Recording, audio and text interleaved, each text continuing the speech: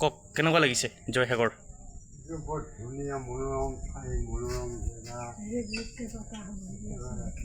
চিৰ সেউজীয়া দেখিয়া মন জোৰ পৰি যায়। আৰু এতিয়া আমি জয়সাগৰৰ পুখুৰী পাৰত আছোঁ। জেৰেঙা পথাৰৰ জেৰেঙা পথাৰ। জয়সাগৰ পুখুৰী পাৰত আছোঁ। আৰু এই জয়সাগৰৰ এতিয়া প্ৰতি জয়মতীয়ে শাস্তি দিয়া টুকুৰা গছজোপা নাই, সেইজোপাকে চেণ্টাৰ কৰি যিখন সাগৰ বনাই থৈছে তাৰ কোনো চিনমকাম নাই। এতিয়া খালি সাগৰখনে দেখা পোৱা গৈছে। ইয়াতে শুনিবলৈ পাইছোঁ ডাঙৰ দুজনা শাল মাছ আছে, বিৰাট ডাঙৰ। আৰু আমাৰ ভাগ্য নাই দেখা পোৱা।